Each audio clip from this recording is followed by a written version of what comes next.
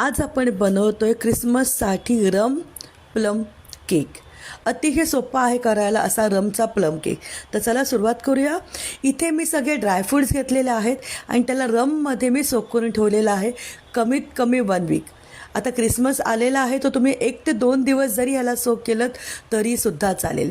यामध्ये मी candy pills घेतलेत, त्याच्याबरोबर मी प्लम घेतलेला आहे आणि काळे मनुके घेतलेले आहेत.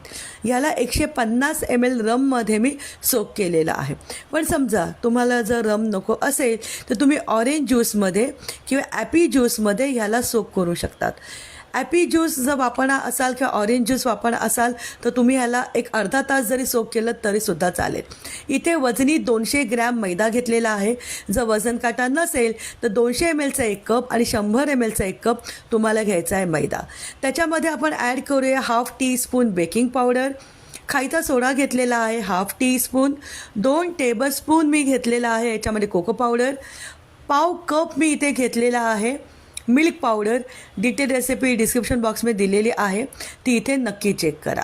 सगळ्या ड्राय वस्तू आपल्याला मिक्स करायच्या आहेत. त्याच्यामध्ये मी सुंठ पावडर घेतलेला आहे आणि दालचिनी पावडर ½ टीस्पून घेतलेला आहे. प्लम केक हा थोडासा उष्ण असतो, त्याच्यामध्ये दालचिनी पावडर आणि सुंठ पावडर घातली जाते. कुठल्याही प्रकारच्या इसेन्सची गरज नाही आहे या केकसाठी, कारण सुंठ पावडर आणि दालचिनी पावडरचा जो स्वाद आहे तोच या केकला महत्त्वाचा आहे. सगळे ड्राय वस्तू मिक्स करून ठेवलेला आहेत. कंडेन्स मिल्क घेतलेला आहे 1/4 कप. जर तुमच्याकडे कंडेन्स मिल्क नसेल तर तुम्ही पावडर शुगर घेऊ शकतात अर्धा कप. हा जो व्हिडिओ आहे हा माझ्या क्लासमधला व्हिडिओ आहे, त्यालाच मी एडिट करून मराठीमध्ये बनवलेला आहे. आता इथे घेतलेलं आहे कंडेन्स मिल्क. तेल घेतलेलं आहे इथे ½ कप. जर तुमच्याकडे वजनी असेल तर 30 ग्रॅम इथे आपल्याला घ्यायचं आहे ऑइल. ऑइलच्या जागी तुम्ही इथे 50 ग्रॅम बटरसुद्धा घेऊ शकतात. थोडेसे ड्रायफ्रूट घेतले ज्याच्यामध्ये वॉलनट आहे आणि कॅशोनट आहे. इथे 2 टेबलस्पून साखर घेतली आहे. साखर आपल्याला कॅरमलाइज करायची आहे. प्लम केकला जी ओरिजिनल टेस्ट असते ही मस्तपैकी कॅरमलची असते. साखर आपल्याला स्लो गॅसवरती कॅरमलाइज करायची आहे. जेव्हा साखर पूर्णपणे वितळून जाईल गॅसची फ्लेम आपल्याला बंद करायची आहे आणि त्याच्यामध्ये 4 टेबलस्पून पाणी घालायचं आहे.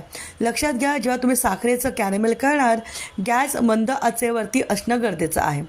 नॉनस्टिक पॅन असेल तर जास्त चांगलं, नाही तर अल्युमिनियमच्या कढईमध्ये पण तुम्ही करू शकतात. बघा साखर कॅरमलाइज झाली आहे.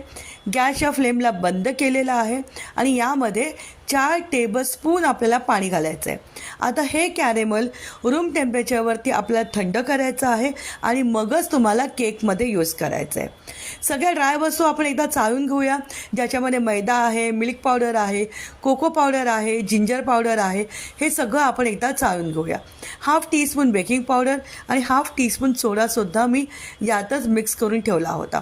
आता जे सगळे ड्रायफ्रूट आहेत मी रममध्ये सोक केले होते, मी आत्ताच सांगितलं. पण जर तुमच्याकडे रम नसेल तर तुम्ही ह्याला ऑरेंज ज्यूसमध्ये किंवा ॲपी ज्यूसमध्ये यूज करू शकतात.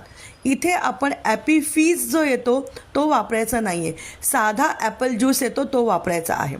आता हे जे ड्रायफ्रूट्स होते जे मस्त छानपैकी सोक झालेलं आहे त्याच्यातला रम आपल्याला काढून टाकायचा आहे आणि फक्त ड्रायफ्रूट्स आपण इथे वापरणार आहोत.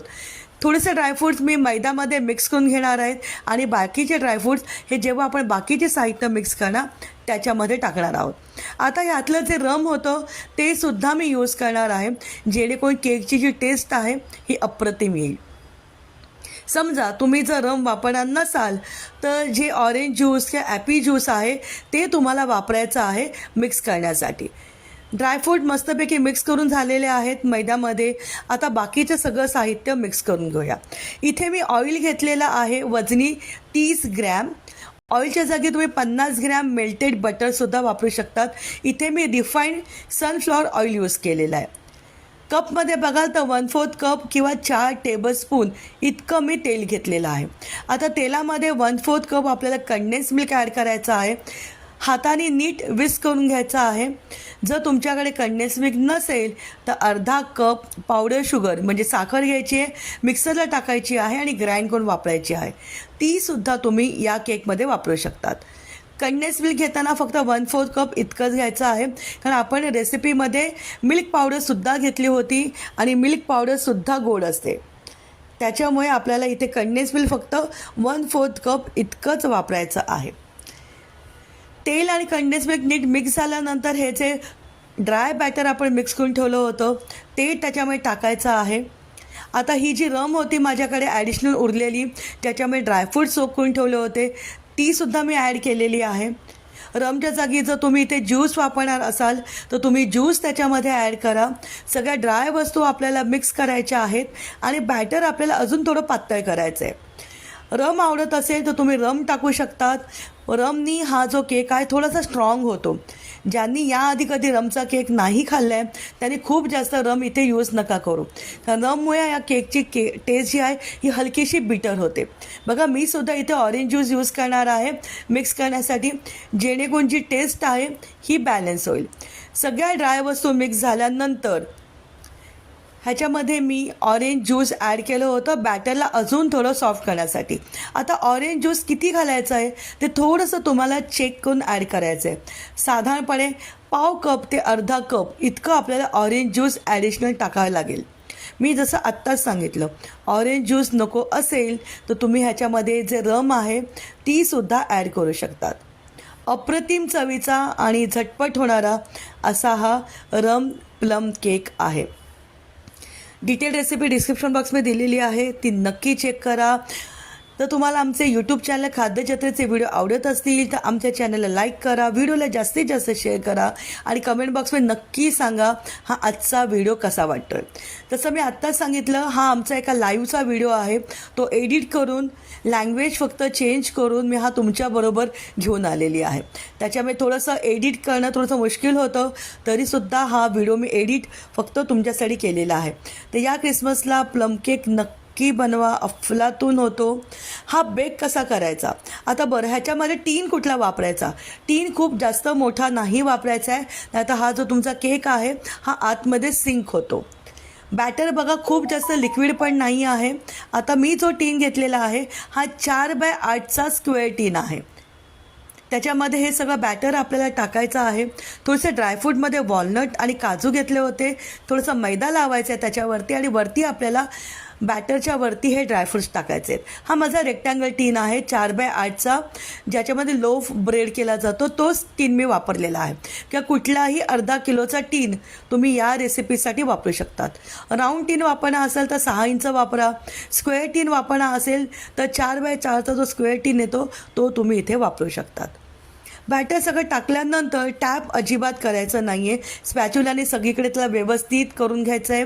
त्याच्यावरती ड्रायफ्रूट टाकायचे आहेत. ड्रायफ्रूट ऑप्शनल आहेत, कारण आपण खूप ड्रायफ्रूट्स आणि ड्राय प्लम हे आपल्या केकमध्ये टाकलेलं आहे. त्याच्यामुळे जर आवडत असतील तर वरती ड्रायफ्रूट टाका. ड्रायफ्रूटमध्ये मी वॉलनट आणि काजू घेतले, थोडंसं त्याच्यामध्ये मैदा टाकलेला आहे आणि मग त्याच्यावरती मी केकच्या बॅटरच्या वरती टाकलेला आहे. आता हा OTGमध्ये आपल्याला बेक करायचं 150 डिग्रीला कमीत कमी 30 ते 35 मिनटं. जर तुमच्याकडे कुकर असेल तर कुकरला आधी प्रीहीट करायचं आहे 10 मिनटं स्लो फ्लेमवरती, आणि स्लो फ्लेमवरतीच तुम्हाला हा केक बेक करायचा आहे. माझ्याकडे कमर्शियल OTG आहे. 150 डिग्रीला बेक मोडला कमीत कमी 35 ते 40 मिनटं हा केक बेक करायचा आहे. रेसिपी आवडली तर नक्की लाईक आणि शेअर करायला विसरू नका.